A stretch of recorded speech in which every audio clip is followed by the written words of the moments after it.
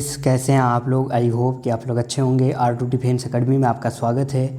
आज मैं इस वीडियो के माध्यम से इंडियन एयरफोर्स वाई ग्रुप में आप कैसे ज्वाइन हो सकते हैं या इंडियन एयरफोर्स वाई ग्रुप भर्ती में कैसे शामिल हो सकते हैं, कितनी चाहिए पढ़ाई, लंबाई, उम्र सीमा एंड सिलेक्शन प्रोसेस क्या होते हैं, एग्ज़ाम पैटर्न क्या होता है, मैं फुल डिटेल बताने वाला हूँ इस वीडियो के माध्यम से। मैं आपसे वादा करता हूँ कि इस वीडियो के देखने के बाद आपको कोई और वीडियो देखने की आवश्यकता नहीं पड़ेगी।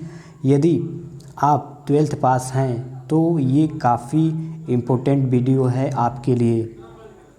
चलिए ज़्यादा समय न बर्बाद करते हुए सीधे आपके टॉपिक पे आते हैं कि इंडियन एयरफोर्स वाई ग्रुप में यदि आप जाना चाहते हैं तो पहला आपका 12th पास होना अनिवार्य है।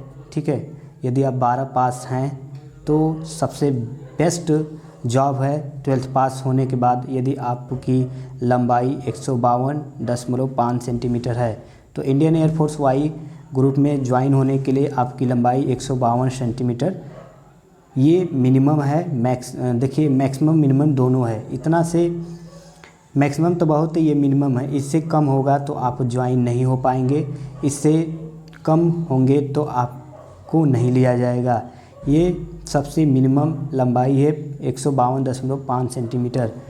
इसके बाद नेक्स्ट है आपकी आयु सीमा कितनी होनी चाहिए, तो 17 से 17.5 से लेकर 21 वर्ष के बीच में आपका होना चाहिए आयु सीमा यानी उम्र। तभी आप इंडियन एयरफोर्स वाई ग्रुप में भर्ती हो सकते हैं या शामिल हो सकते हैं, एग्ज़ाम दे सकते हैं। मैं सब कुछ बताने वाला हूँ। एजुकेशन क्वालिफ़िकेशन की बात अभी मैं किया हूँ कि आपका 12th पास होना चाहिए और 50% मार्क्स अनिवार्य है होना चाहिए, अनिवार्य होना चाहिए 50% मार्क्स। और भी कुछ कंडीशन है, जैसे कि आपका इंग्लिश में 50% होना अनिवार्य है, नहीं तो नहीं हो पाएगा। इंग्लिश में 50% होना चाहिए। यदि बायोलॉजी के छात्र, बहुत सारे स्टूडेंट हैं जो कि अभी डाउट हैं कि बायोलॉजी से मैं पढ़ा हूँ तो क्या मैं ज्वाइन हो सकता हूँ वाई ग्रुप में, तो अवश्य ज्वाइन हो सकते हैं Y group, Indian Air Force Y group में। यदि आप इंग्लिश लिए हैं, इंग्लिश में यदि आपका 50% है तो फॉर्म आने ही वाला है, जल्दी आएगी vacancy Indian Air Force Y group की। आप ज्वाइन मतलब फॉर्म अप्लाई कर सकते हैं। बस आपका 50% टोटल 50% होना चाहिए और इंग्लिश में स्पेशल 50% होगा, तभी इंडियन एयरफोर्स वाई ग्रुप में आप शामिल हो सकते हैं। हाइट की बात अभी तो मैं कर ही दिया हूँ कि 152 सेंटीमीटर आपका होना अनिवार्य है, नहीं तो आप नहीं हो पाएंगे। इसके बाद Indian new Air Force Y group की न्यू वैकेंसी कब आएगी, तो जल्द ही आने वाली है। देखिए एयरफोर्स का रिजल्ट भी रुका हुआ है, इनरोलमेंट लिस्ट भी रुका हुआ। यदि ये फाइनल होता है तो करीबन 1 महीना के अंदर ही न्यू वैकेंसी भी आने की 100% चांस है। तो आप अपनी तैयारी करते रहिए।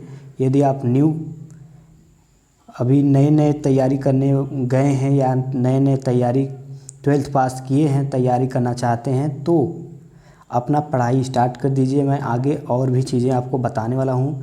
सैलरी पहले रहने दीजिए। एग्ज़ाम पैटर्न की बात करूँ तो वाई ग्रुप में देखिए इंग्लिश 20 नंबर का आता है, इंग्लिश ग्रामर में आते हैं जो कि 12th लेवल बेस्ड होते हैं।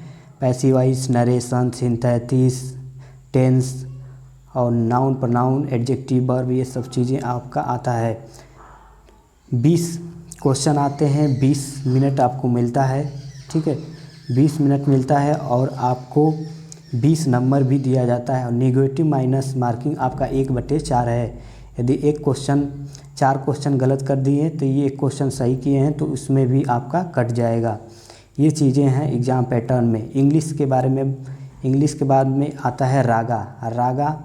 ये सेक्शन सेकेंड है। सेक्शन फर्स्ट में इंग्लिश ग्रामर आता है और सेक्शन सेकेंड में रागा आता है जो कि 30 नंबर का आता है।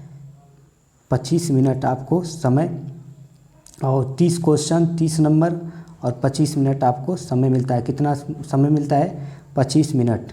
25 मिनट में आपको 30 क्वेश्चन करना होता है, 30 नंबर मिलेगा और 1/4 आपकी क्या है, निगेटिव माइनस मार्किंग है। यदि 4 गलत कर दी क्वेश्चन तो 1 नंबर आपका माइनस हो जाएगा। तो ये है एग्ज़ाम पैटर्न। मैं सिलेबस आपको जल्दी प्रोवाइड कर दूंगा, तो रिक्वेस्ट है कि चैनल पे नए हैं तो प्लीज़ सब्सक्राइब करके बेल आइकन को प्रेस कर लीजिए, ताकि मैं आपको प्रोवाइड करूं वाई ग्रुप का सिलेबस, तो आप उसको रीड कर पाएँ। इसके बाद नेक्स्ट बात करूं सिलेक्शन प्रोसेस चयन प्रक्रिया की बात करें तो देखिए, पहले आपका न्यू वैकेंसी जल्द ही आने वाली है। यदि एयरफोर्स का रिजल्ट और एनरोलमेंट लिस्ट सब कुछ फाइनल हो जाए, करीबन दिसंबर के जाते जाते नवंबर के लास्ट वीक या दिसंबर के जाते जाते आपकी न्यू वैकेंसी आ जाएगी। सिलेक्शन प्रोसेस देखिए, यदि आपकी वैकेंसी आ जाती है तो आपको फार्म अप्लाई करना होता है। जो भी फार्म में समय दिया होगा कि फार्म इतना से इतना तक भरा ही जाएगा, तो आप जितना भी फार्म भरा जाएगा आप भर दीजिएगा। करीबन 2 महीने के बाद प्लस 2 महीने के बाद आपका ऑनलाइन एग्ज़ाम होता है। ठीक है, ऑनलाइन एग्ज़ाम में मैंने जो बताया एग्ज़ाम पैटर्न वो है, उसी तरह आपका ऑनलाइन एग्ज़ाम होगा। ऑनलाइन एग्ज़ाम होने के बाद यदि आप क्वालिफ़ाई कर लेते हैं तो आपको शॉर्ट लिस्टेड फेज़ 2 के लिए बुलाया जाता है। जैसे कि कैंडिडेट जिसमें PFT फिजिकल फिटनेस टेस्ट के लिए आपको बुलाया जाता है। फिजिकल फिटनेस टेस्ट में क्या होता है, देखिए फेज़ 2 में ही सब कुछ आ जाता है आपका।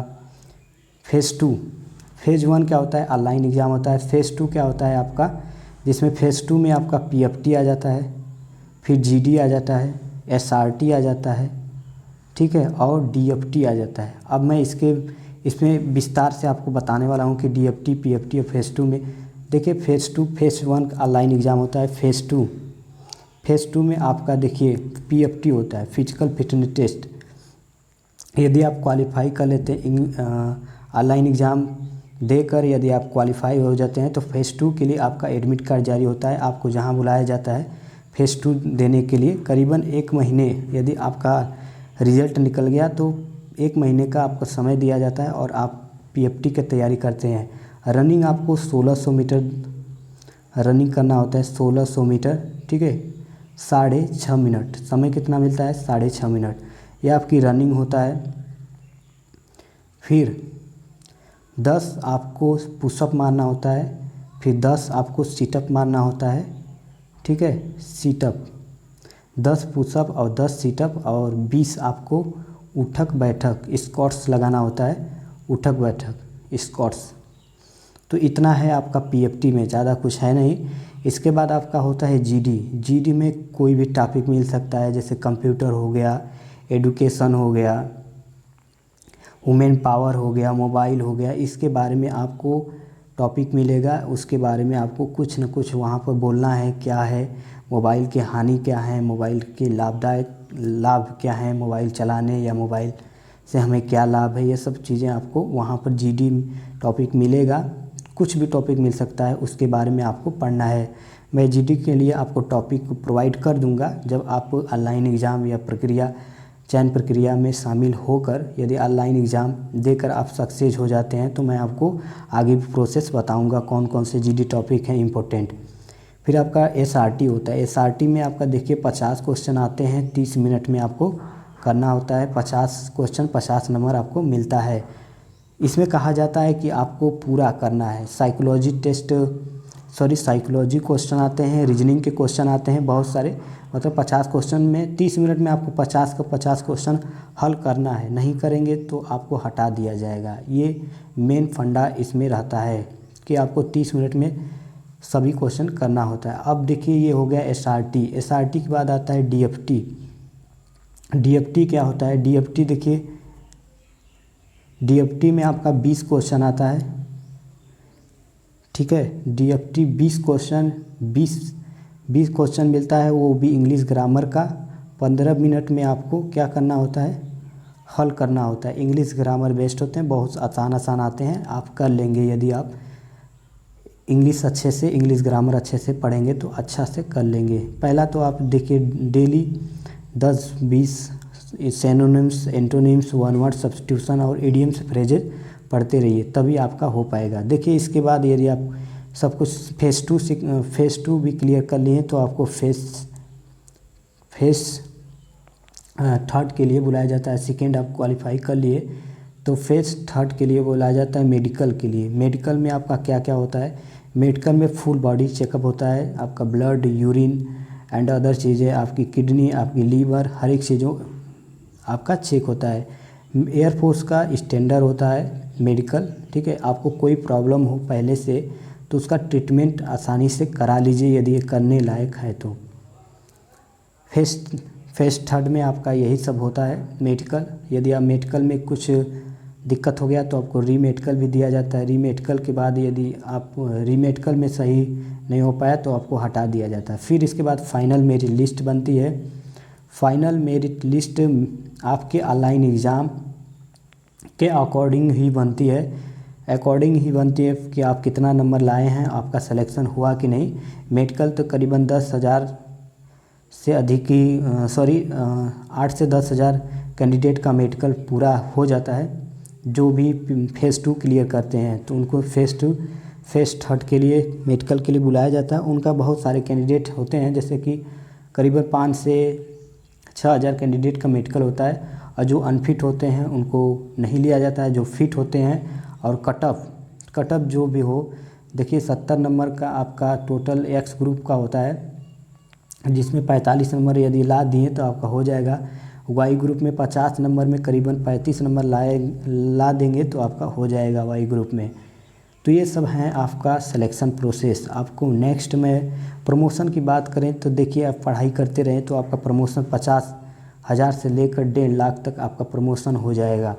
इतना ज़्यादा प्रमोशन होता है। इसके बाद एग्ज़ाम पैटर्न हो गया।